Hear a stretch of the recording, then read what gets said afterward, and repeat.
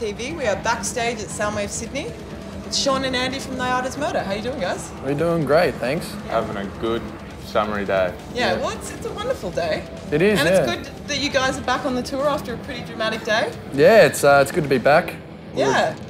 We were kicked off the tour for about an hour and a half yesterday. Yeah. Which was a bit stressful, but you know, we're back. So what do you think was kind of behind the whole thing, basically, with CJ yesterday? Just wondering, like, where you think his head was at. He gets carried away sometimes, and I think he just got excited because now we're getting to play a lot of bigger festivals. That's a new thing for us, and it is exciting, and we don't have to talk, so I guess we don't have the opportunity to show how stupid we really are. But yeah, it wasn't right.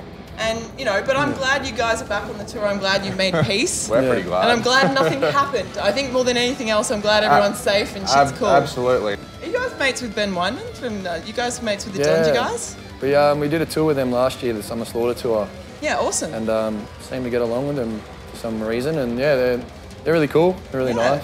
Great band. Do they teach you anything about, like, sort of this life? Because they've been doing it for a while. Watch them play, I think, and they'll teach you something, because they're unreal. I watched last night too, and it's like, singer Greg's missing Ben's head by that much with a microphone stand.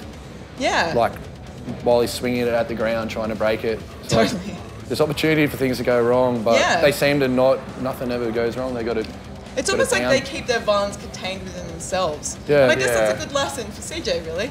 Yeah. Keep it contained within the band, and shit will be cool. Watching Dillinger to me is like watching chaos on like a movie screen. Like there's that wall that they don't break the third wall. Well, sometimes they do. I've seen Ben do it a bunch of times, but it's almost like they're throwing themselves against that wall. Like, and even the way they move on stage, it's like they're crashing against that barrier between the audience and the artist. I think that's pretty cool. Yeah.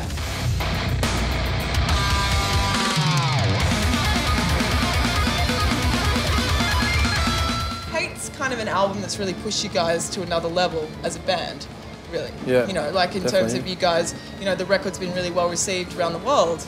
And, you know, obviously you've had all these kind of opportunities and all that kind of stuff. Do you feel like there's a lot of pressure? Because I know you guys are kind of thinking about the next album, or? Yeah, there is a little bit of pressure, I guess. Yeah. Like, we didn't expect Hate to really do anything. That's kind of like a last-ditch effort, like, oh, we might as well make an album and see how it goes. You cracked the charts, didn't you? Yeah. And it's pretty mind-blowing, really, when you, with the heavy shit. Yeah. But so you guys have been out on the road with Parkway and stuff. You guys have played with them and all that kind of thing? Yeah, we did a tour with them last year. Yeah, sweet. Is there another band that's kind of broken through the fourth wall of, like, you know, because it's hard to make it as an Australian band. Like, there's a lot of struggling dudes and stuff. Yeah, definitely. And opportunities are hard to come by. I think the big thing is getting overseas and then... And touring. Yeah, Just got to keep touring. Get on the road. Creating, like, an avenue to go overseas. And it's something that I feel passionately about is helping take other Australian bands overseas. Great. Because financially and logistically, you could do a national tour of Australia in 2 weeks, and then you can't do another one for at least 6 months, and that's all the money you can make. Because you'll burn yourself out. It's just the way, it's the way our market works as a local band. You overplay the market, whereas America, you can go on tour and play 50 or 60 shows and have a bigger chance of making money to keep... And not be repeating yourself.